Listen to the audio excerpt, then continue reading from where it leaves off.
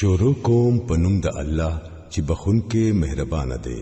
د الله تسبیح ویلی دا هر هغه سیز چې پاسمانونو او پزمکه کې دی او هغه غالب او حکیم دی. اے هغه خلکو چې ایمان مراوړې دی تاسو ولی هغه خبره وای چې پوره کوي نه. د الله پنځ دا ډېر ناخوخه کار دی چې تاسو وکړې هغه خبره چې پوره کوي نه. الله خو خوخ هغه خلق دی چې هغوی د الله په لار کې داسې په ترتیب سره جنگيږي لکه چې هغوی د ولی کړي شوی سیسه دیوال وی.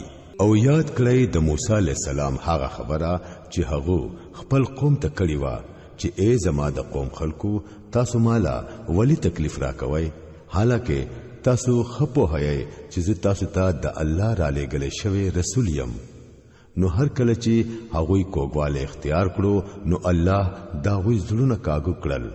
الله فاسقانو ته هدایت نکوي.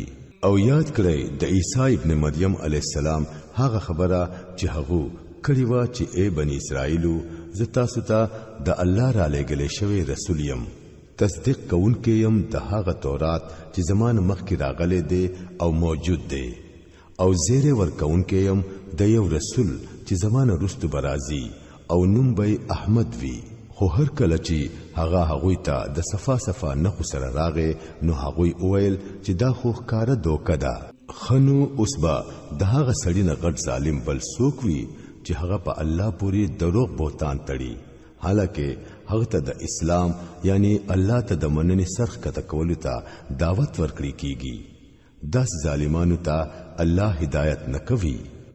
دا خلق غواړي چې د خپل خلو په پکو سره د الله نور مړ کړي او د الله فیصله دادا چې هغه به خامخ خپل نور پوره خوروي. اگر کو کافرانی هر څومره نخوخوي هم هغه دي چې خپل رسولي د هدایت او د حق دین سره را لېږلې دي چې هغه په ټول دین باندې غالب کړي. اگر کو مشرکانی نخوخوي.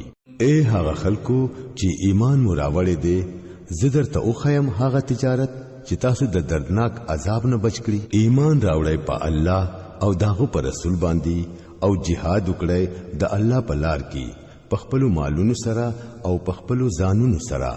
هم دا تاسو د پاره بهتره ده که تاسو پوهیږئ. الله بس تاسو ګناهونه معاف کړي او تاسو به داسې باغونو ته داخل کړي چې لاندې بتري نهرونه بهيږي او د همیشه اوسېدو په جنتونو کې بدرلا بهترین کورونه درکړي.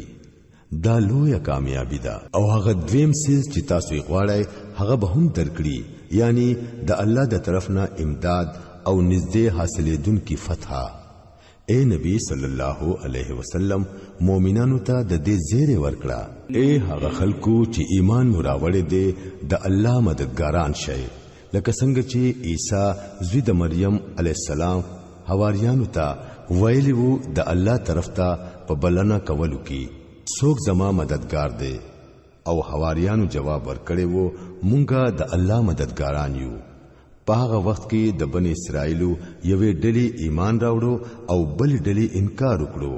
بیا مونږه د دشمنانو په مقابله کې د مؤمنانو تایید وکړو او هم هغوی غالب شو.